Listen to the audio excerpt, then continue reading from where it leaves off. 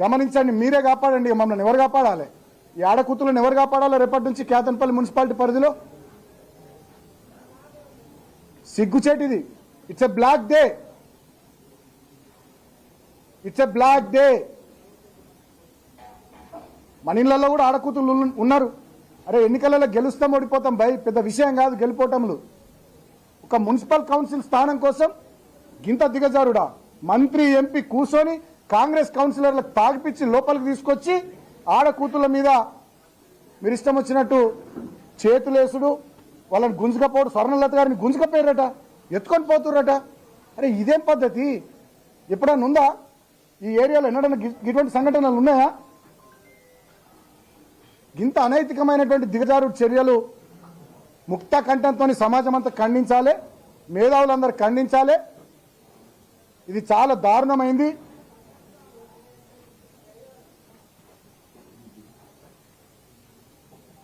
బాధ అనిపిస్తుంది నిజంగా కూడా. సరే ఒక సీట్ గెలుస్తాం ఓడుతాం పెద్ద విషయం కాదు, రాజకీయాల్లో గెలిపోవటం సహజం. కానీ ఈ రకమైన చర్యలేంది? ఈ రకమైనటువంటి దిగజారు పనులేంది? మీ ఇళ్ళల్లో ఆడవాళ్ళు లేరా? మీ కుటుంబ సభ్యుల పట్ల ఇట్లా ఎవరన్నా అమర్యాదగా ప్రవర్తిస్తే మీకు ఓకేనా?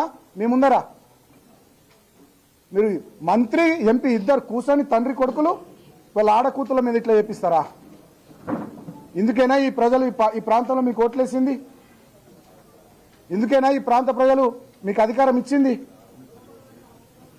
దయచేసి నేను మీడియాను కూడా కోరుతా ఉన్నా, మా మహిళా కౌన్సిలర్లు మీకు పర్సనల్గా కూడా అంటే 1-to-1 కూడా ఇస్తారు. వాళ్ళు చాలా బాధతో ఉన్నారు. దయచేసి మీడియా కూడా అక్కడ ఏం జరిగిందో వాళ్ళు మాట్లాడతారు, అవన్నీ టెలికాస్ట్ చేయాలని కోరుతా ఉన్నాను. ఎందుకంటే ప్రజాస్వామ్యంలో మీరే 4th ఎస్టేటు. గడిచిన కొన్ని రోజులుగా ఈ ప్రాంతంలో జరుగుతున్నటువంటి దుర్మార్గాలన్నింటికి మీరే సాక్షిభూతము, మీరే సాక్షులు. మీరన్న ప్రజల్లోకి వాస్తవ విషయాలు తీసుకొని పోయి ఈ కాంగ్రెస్ గద్దలకు, ఈ దుర్మార్గులకు, ఈ అధికార మదంతో కళ్ళు నెత్తికెక్కి ప్రవర్తిస్తున్న ఈ పిచ్చోళ్లకు కొంచెం బుద్ధొచ్చేటట్టు ప్రజల్లో తీవ్రమైన చర్చ జరిగేటట్టు వీళ్ళకు మంచి నిరసన బుద్ధి ప్రజానీకం తెలిపేటట్టుగా దయచేసి ప్రజల్లోకి ఈ విషయాలన్నీ మీరు తీసుకుపోవాలని మీడియా కూడా నేను విజ్ఞప్తి చేస్తూ ఉన్నా. డెఫినెట్గా వాళ్ళు ఇవాళ చేసిన ఈ దుశ్శాసన పర్వానికి, ఈ దుర్మార్గానికి, ఈ అనైతికపు దిగజారుడు చర్యలకు నిరసనగా బీఆర్ఎస్ పార్టీ, సిపిఐ పార్టీ కలిసి రేపు కేతన్పల్లి మున్సిపాలిటీ బంద్కు కూడా పిలుపునిస్తున్నాం. నేను ప్రజలందరికీ దండం పెట్టి చెప్తున్నా,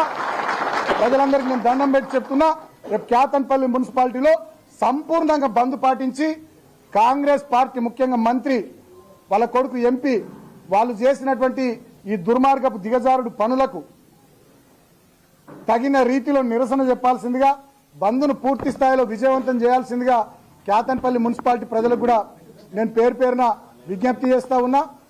అంతేకాకుండా నేను ఇంకో మాట కూడా చెప్తా ఉన్నా, కమ్యూనిస్ట్ పార్టీ సోదరులకు నేను హృదయపూర్వకంగా కృతజ్ఞతలు చెప్తా ఉన్నా. వాళ్ళు వచ్చి ఒక కమ్యూనిస్ట్ కౌన్సిలర్ను గుంజుకొని పోయే ప్రయత్నం చేస్తే నేను కమ్యూనిస్ట్ పార్టీ తరఫున బీఆర్ఎస్ పొత్తులో భాగంగా గెలిచినా మేము ఇటే ఉంటాం, మేము అట్రామని చెప్పి గట్టిగా మాట్లాడి 4 కౌన్సిలర్లు ఇలా గట్టి ఉన్నారు. మా సిపిఐ వాళ్ళు, మా 10 మంది బీఆర్ఎస్ కౌన్సిలర్లు మా స్వర్ణలత గారికి ఏదో వాళ్ళ అత్త కంప్లైంట్ ఇచ్చిందని ఒక ఫేక్ కంప్లైంట్ తీసుకొని ఎఫ్ఐఆర్ క్రియేట్ చేసి తీసుకొని ఎస్ఐ కాంగ్రెస్ పార్టీ కార్యకర్త, ఎస్ఐ అన్నదిగా కాంగ్రెస్ పార్టీ కార్యకర్త ఆయన